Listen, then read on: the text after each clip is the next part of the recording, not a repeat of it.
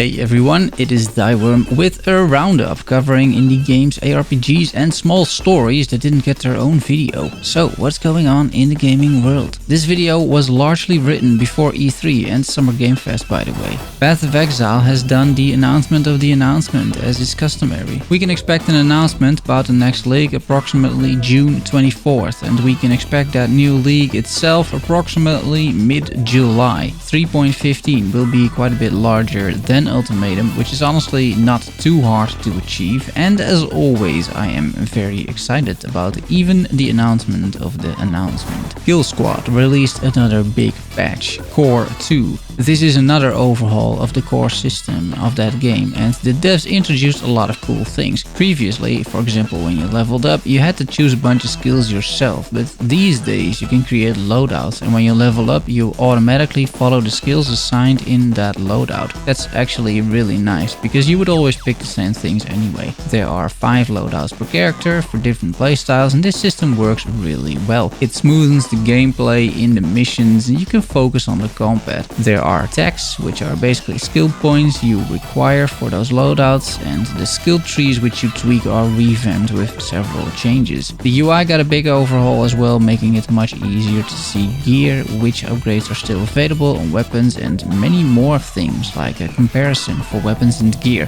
There are a ton more updates, but I'm playing Killsquad quite a bit these days and I'm working on a video dedicated to the new overhaul and to Killsquad in general.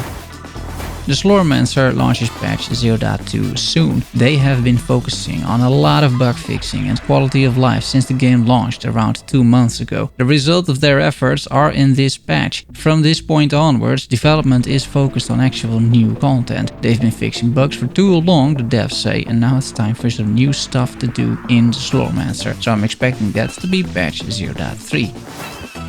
Valheim is in a bit of a similar situation as the Slormancer, although they sold a few more copies. They've been bug fixing as well since they launched in February, and there are a lot of bugs discovered by the millions of people playing the game. Stability was their main concern after launch, and now that the game runs a lot better than before, we can expect the Hearth and Home update soon in Q3, which is between 1 and 3 months from now. They've teased a few things you can expect with that update, such as new build pieces like dark wood roofs and window hatches, new cooking station extensions, new food and an overhauled food system, and of course plantable onions, because why not?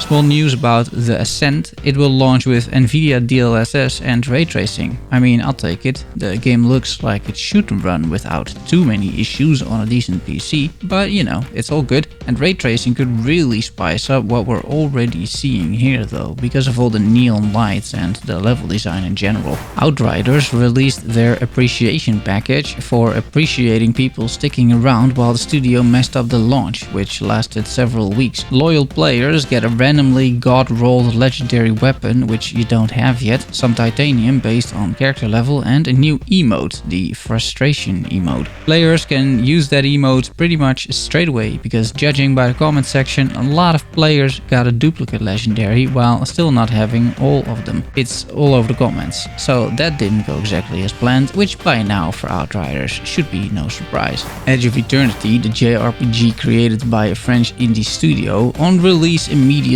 presented their roadmap containing plans for the next year. They're not done yet, despite working for years on the game, including many years of early access. In the 4th quarter of this year, the game will be released on Xbox, PlayStation. We get an additional party member, new monsters, new quests, new NPC models, and extra special additional content. It's extra special. January 2022, you can go ham on Nakaru breeding, which could be a lot like Chocobo breeding. There will be endgame content, Part 1, ultimate gear and weapons, secret dungeons, and a new game plus mode. 1st quarter of next year, a new version of the mod kit. Edge of Eternity has some Steam mods and a few on the Nexus, but it's really nothing to write home about. A new mod kit might change that. Expect free character skins as well at the start of next year. Q2 2022, more endgame content, new dungeons, new quests, and one challenging mega dungeon. I kinda like this, because contrary to most JRPGs, Edge of Eternity has very tactical combat, including a grid and all, and a mega dungeon with mega bosses, including strategies and everything, might be very interesting. I'd be down for playing that actually. And finally, a year from now, pretty much, expect a summoning system, even more endgame, new secret dungeons, and more new quests. I've talked about Bright Memory before, back in the day, sort of a tech demo, basically a 2-hour FPS game, developed by one guy from China in Unreal Engine. It garnered the attention of quite a few people and organizations because Bright Memory was a really amazing and super good looking game. Nvidia gave him some sort of scholarship for developers, plenty of sponsors swooped in, and the single dev with his one-man studio started to turn the 2-hour experience into something bigger, maybe even something huge. Bright Memory Infinite is the game that is up next, and it is slowly starting to take form. The main parts have been completed, he says, without mentioning which parts those are. Up next is voice recording, soundtrack porting, and bug fixing. Does that mean everything else is done?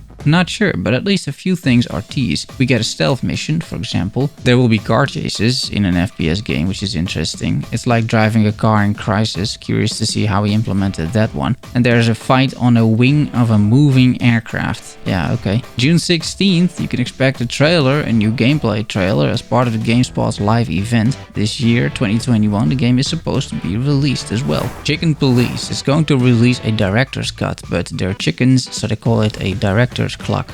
Yeah.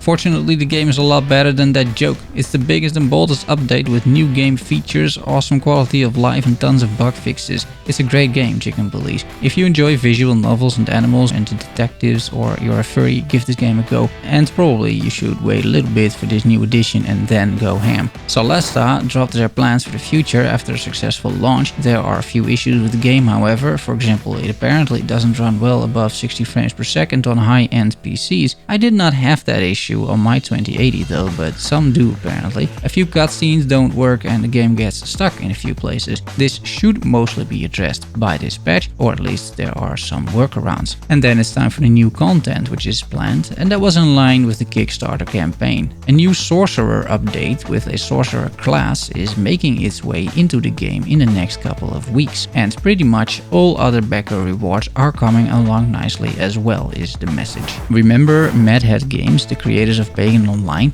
After that top-down twin-stick ARPG launched and ultimately didn't launch very successfully, I thought Mad Hat Games was cast back into the abyss of mobile games from where they came. I was rather surprised, therefore, that they've been striking a deal with Koch Media, now fly under their Prime Matter banner, and during a truly extremely boring Koch Media showcase, they showed their new game, Scars Above. It's a 180 pretty much from Pagan Online, because it is a third-person action adventure about a scientist and her team that discovered an alien artifact, and for whatever reason they're transported to an alien planet and they need to survive. The gameplay looked okay. I think it's still early stages and I'm not entirely sure what to make of this. It reminds me a bit of Remnants from the Ashes somehow. I'm down for games like this though. I will be tracking the progress for sure. Nothing was shared about release dates or anything like that, so we will have to wait a while, I feel. Let's look at some recent releases. There wasn't much of note, honestly. I had a great time with Chivalry 2 if that's your thing, so check out the video I made on that one.